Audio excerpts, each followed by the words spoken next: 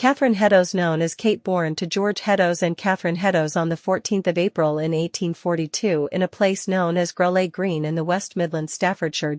Kate's mother Catherine was a cook in an Old English inn at the Old Hill. Her father George was a tinplate varnisher at the Old Hall Works. Everything was going well for the family until the revolution hit Europe with prices. George decided to move to London in hope to find better paid employment, so along with his brother William, his wife Elizabeth and their 3 children all set off to walk 130 miles to the great capital. Unfortunately, William couldn't find any work, so him and his family walked back to Wolverhampton. Fortunately, George found employment as a tinplate vanisher for a firm known as Perkins and Sharpus. At this time, George, his wife Catherine and their children Alfred, Thomas, George, Harriet, Emma, Eleazar, Elizabeth, Kate, Johann, who died at the age of 2, Mary and Sarah, William, who unfortunately died at the age of 4 months, all lived as 35 West Street, Bermondsey. They were all happy. Harriet and Emma found employment as a domestic servant, so they moved out. Obviously they were needed to live where their jobs were. Obviously Harriet and Emma lived at different addresses, but they saw each other regularly. Kate was now going to school. She attended St. John's Charity School. From there she went to Dowgate Charity School. She had already learned to read and write. Now she was learning how to take care of a family and home. The children were lent the more practical side of life, so when they leave school they'll have some knowledge to help them with life. The family moved from 35 West Street and moved to 7 Winter Square, Bermondsey. They weren't there before Kate's mother got sick and she died on the 17th of November 1875, age 42, of tuberculosis. Unfortunately, Kate's father died about 2 years later, age 49. The family was then torn apart. The youngest children was sent to the workhouse as orphans. They weren't there long. From there they were sent to the South Metropolitan Industrial School in Sutton. Not knowing what to do with Kate, Harriet wrote to her Aunt Elizabeth asking if she could take Kate. Her aunt wrote back saying of course. So in 1861, Kate made her way to Wolverhampton to stay with her Aunt Elizabeth, Uncle William and their family. After Kate settled in, her aunt got her a job at the Old Hall Works, but Kate didn't stay there long. She got caught stealing when her aunt and uncle were told. They asked Kate to leave their house as she had brought sham on them. Kate packed her bags and walked 40 miles to Birmingham to stay with her uncle Thomas Headows, his wife and family at House 5, Court 12. Her uncle Thomas was a shoemaker and he did street boxing on the side. Kate while there got a job as a tray polisher. However, she didn't stay long in Birmingham, so she went back to Wolverhampton to stay with her grandfather. She again got herself a job. This time she was a tinplate stamper and she was settled for a while, but then she went back to Birmingham. This time while in Birmingham she met Thomas Conway, nicknamed Quinn. He came from Kilgrever, Louisburg, County Mayo in Ireland. He was once a soldier in the 18th Regiment, Royal Irish Regiment.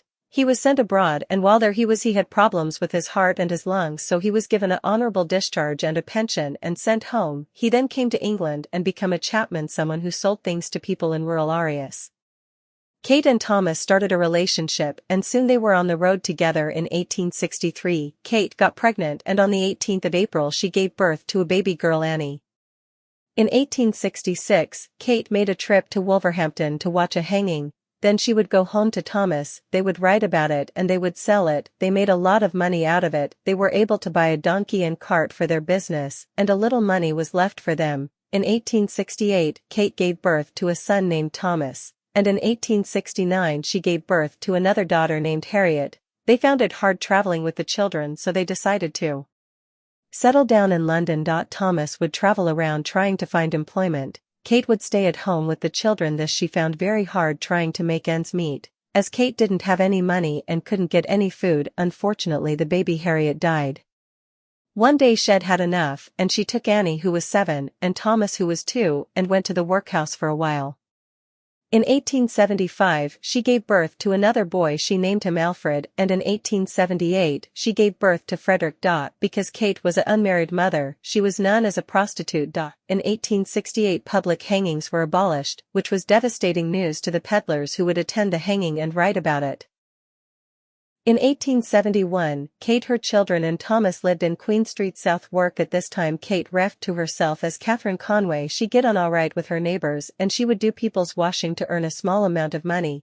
Thomas still got his pension, but they still found it hard to make ends meet. Although they had money for drink, they would be drunk all the time, which caused arguments between them, and Kate would end up with a black eye and other bruises. In 1877 They were lodging in Chelsea, they had a really bad and they decided to part ways. Kate carried on drinking bad. On the 21st of September 1881, Kate was to appear in the Fams Magistrate Court charged with being drunk and disorderly. Kate was told that in the East End of London things were cheaper including lodging, so Kate made her way to Whitechapel.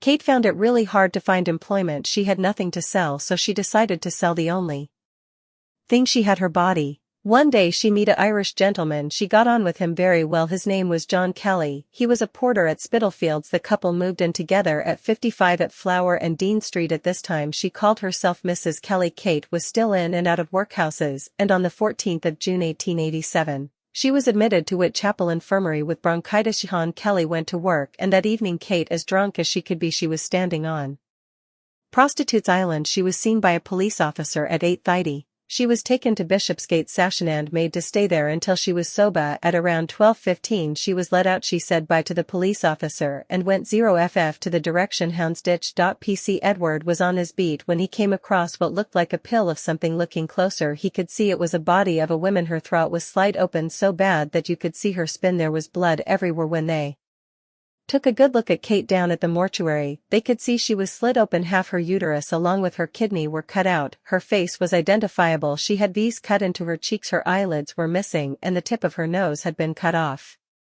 The day of her funeral, which the undertaker paid for, she had two nice horses' elm coffin, which lay in an open glass. Hears following her was John Kelly and Kate's siblings and children. The hears made its way to Leal Ilford Cemetery. As she was taken through the streets there were lines of people all the way.